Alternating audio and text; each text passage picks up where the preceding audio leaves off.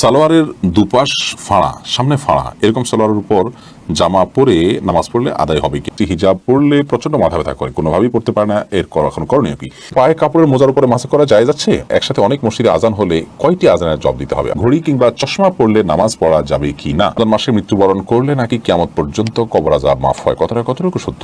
আমার স্ত্রী হিজাব পড়লে প্রচন্ড মাথা ব্যথা করে, কোনোভাবেই পড়তে পারে না, এর এখন করণীয় কি? হিজাব বাদলে যদি মাথা ব্যথা করে তাহলে কাপড় টেনে দিবে যাতে করে তার সৌন্দর্য প্রকাশিত না হয়। জাস্ট পথ দেখতে যতটুকু লাগে ততটুকু ও মুক্ত রাখবেন। মাথায় ঘোমটা দিয়ে দিলেও কিন্তু পথ চলা যায়, বিধায় সেভাবে তিনি চলবেন যদি তার হিজাব পড়লে মাথা ব্যথা হয় সেক্ষেত্রে।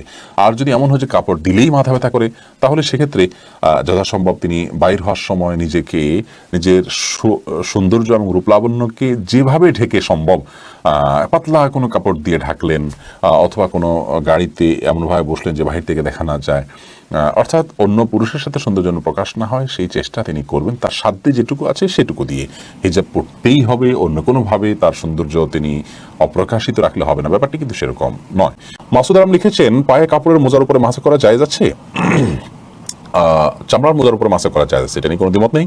কাপড়ের মোজার উপরে মাসা করা যায় আছে যখন সেটা শক্ত হবে, এত শক্ত হবে ধরুন সেটার উপরে আপনি জুতা ছাড়া সে মোজা পরে আপনি দীর্ঘ পথ হাঁটতে পারেন, এরকম যদি কাপড়ের মোজা হয় সেটার উপরে মাসা করাও জায়েজ হবে। কাপড়ের মোজা যদি খুব পাতলা হয়, অল্প একটু আপনার হাঁটলে সেটা ছেড়ে যাবে, অথবা অনেক সময় দেখা যায় যে পায়ের ভেতর অংশ দেখা যায়, কিংবা মাসে করলেই ভেতর অংশ ভিজে যায়, এত ঠুনকো বা এত আপনার দুর্বল যদি হয় তাহলে সেই মোজার উপরে মাসে করলে মাসা হবে না। এবং নেসা বেগম লিখেছেন, সালোয়ারের দুপাশ ফাড়া, সামনে ফাড়া, এরকম সালোয়ারের উপর জামা পরে নামাজ পড়লে আদায় হবে কিনা? যদি সালোয়ারের দুপাশ ফাড়া হয় এবং সামনে ফাড়া হয় তাহলে সেক্ষেত্রে তার উপর অন্য কোনো কাপড় না থাকলে মেয়েদের জন্য সেরকম পোশাক পরে সালাত আদায় করা ঠিক জায়েজ হবে না। কারণ হলো মেয়েদের সালাতের সময় যে শরীরের অংশ ঢাকতে হবে তা হলো মাথা থেকে নিয়ে একেবারে পা পর্যন্ত, শুধু মুখমণ্ডল এবং দুই হাতের কবজি এই জায়গাগুলো তিনি উন্মুক্ত রাখবেন, পায়ের পাতা উন্মুক্ত রাখবেন, এছাড়া বাকি পুরো শরীর তাকে ঢাকতে হবে। অথবা এমন কোনো পোশাক যদি পরেন যে আপনার শরীরের কোনো অংশ প্রকাশিত হয় সালাতের মধ্যে, তাহলে তার ফলে ওইটি পরে সালাত আদায় করতে পারেন না। হ্যাঁ, এমনি স্বাভাবিকভাবে আপনি বাসা বাড়িতে একাকি যখন আছেন বা মারহামদের মধ্যে আছেন তখন সেটি পড়তে পারেন। হাফিজ মোহাম্মদ আরিফ বিল্লাহ আপনি লিখেছেন, ঘড়ি কিংবা চশমা পড়লে নামাজ পড়া যাবে কি না? ঘড়ি বা চশমা পরা অবস্থা নামাজ পড়া যাবে, কোনো অসুবিধা নেই। যে আতিকুর রহমান রবিউল লিখেছেন, আমি প্রায় দেখতে পাই যে কোনো দুর্ঘটনা বা খারাপ খবর শোনার সাথে সাথে ইন্নালিল্লাহ পড়ে। আসলে কোনো দুর্ঘটনা বা খারাপ খবর শুনে কি ইন্নালিল্লাহ পড়া যুক্তিসঙ্গত? ইন্নালিল্লাহ যে কোনো দুর্ঘটনার সংবাদ শোনার পর পড়াটাই যুক্তিসঙ্গত, এটাই কোরআনের নির্দেশ। আল্লাহ বলেছেন, আল্লাযীনা ইযা আসাবাতহুম মুসিবা ক্বালু, আল্লাহর ভালো বান্দারা, ইমানদার বান্দারা, নেককার বান্দারা, তাদের বৈশিষ্ট্য হলো যে তারা যখন কোনো মুসিবতে পড়ে তখন বলে ইন্না লিল্লাহি ওয়া ইন্না ইলাইহি রাজিউন। এটা কোনো মানুষের মৃত্যুর পর আমরা শুধু পাঠ করব এমন নয়, বরং যে কোনো বিপদ এবং দুঃসংবাদ শোনার পর আমরা এটি পড়ব। অর্থাৎ আমরা সবাই আল্লাহর, আর আমাদেরকে আল্লাহর কাছে ফিরে যেতে হবে। অতএব কোনো বেদনার সংবাদ, কোনো দুঃখের সংবাদ, এটার ফলে যেন আমরা দুমড়ে মুষড়ে ভেঙে না পড়ি, বরং আল্লাহর সৃষ্টি, আল্লাহর দাস আমরা, আবদিয়াতকে আমরা যখন স্বীকার করেছি তখন আল্লাহ রাব্বুল আলামিন আমাদের জন্য যা ফয়সালা করবেন সেটাকে মেনে নেয়াই হলো আবদ বা গোলামের বা দাসত্বের দাবি। নয়নে আড়ি থেকে আপনি লিখেছেন, একসাথে অনেক মসজিদে আজান হলে কয়টি আজানের জবাব দিতে হবে? আপনি প্রথম যে আজানটি শুনছেন আপনার কানে এসছে সেই আজানটির জবাব আপনি দিবেন, এর পরেগুলো দেওয়া আপনার জন্য নির্দেশিত নয়। ফারহাদ হাসান লিখেছেন, বাবা মা যদি দিনের পথে না চলেন তাহলে সন্তানের সেবা আমার করণীয় কি?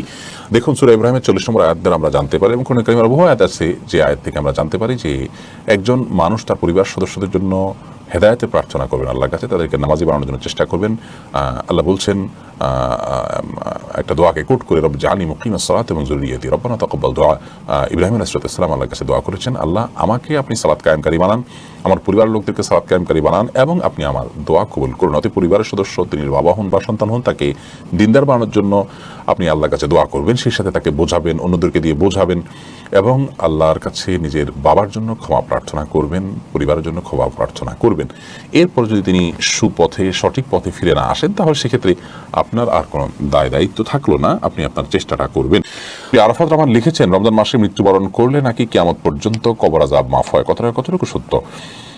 রমজান মাসে মৃত্যুবরণ করলে কেমন পর্যন্ত করা যায় মাফ হয়, মর্মে কোনো হাদিস আছে বলে আমার মনে পড়ছে না। শুক্রবার সম্পর্কে এরকম হাদিস আছে যে শুক্রবার মারা গেলে কেমন পর্যন্ত তার কবরের আযাব মাফ হয়। মোহাম্মদ সানাউল্লাহ আপনি লিখেছেন কিভাবে দাওয়াত দিলে পরিবারকে দিনের পথে আনতে পারবো। বিনয়ের সাথে দাওয়াত দিবেন এবং দাওয়াত দেওয়ার পাশাপাশি মনে রাখবেন একজন ব্যক্তি হিসেবে আপনার ব্যক্তিত্ব থাকতে হবে, আপনার মধ্যে এমন সব গুণাবলী থাকতে হবে যা দ্বারায় আপনার পরিবারকে আপনি প্রভাবিত করতে পারেন। ধরুন আপনি একজন স্টুডেন্ট, ভালো ফলাফল করুন, ভালোভাবে পড়াশোনা করুন, ভালো কিছু অর্জন করুন, এর পরে আপনি যখন পরিবারকে কোনো কিছু আর্গুমেন্ট করবেন তারা শ্রদ্ধার সাথে সমীহের সাথে আপনার সেটাকে নিবে।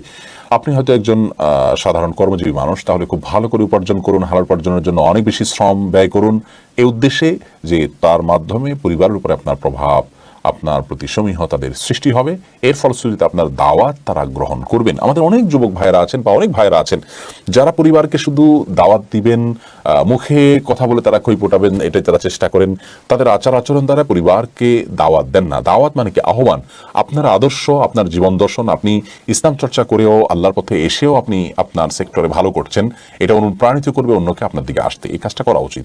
এর পাশাপাশি বিনয়ের সাথে, কোমলতার সাথে, সুন্দর আচরণের মাধ্যমে দাওয়াত দেওয়া উচিত। একজন মানুষ তার আচরণে যে দুর্বলতাগুলো, ত্রুটিগুলো থাকে সেগুলো যদি তিনি পরিবর্তন করে নিজেকে সংশোধিত রূপে উপস্থাপন করতে পারেন পরিবারের লোকদের কাছে, অন্যদের কাছে, তাহলে তারা তার দাওয়াত গ্রহণ করবেন। সেই সাথে উদউ ইলা সাবিলি রাব্বিকা বিল হিকমাতি ওয়াল মাউইজাতিল হাসানাহ, কোন হাদিস দিয়ে দাওয়াত দিবেন, গল্প কথা দিয়ে নয়, সুন্দর উপদেশ দিয়ে দাওয়াত দিবেন, অন্যদের উপদেশ মালা শোনাবেন, আল্লাহর কাছে দোয়া করবেন।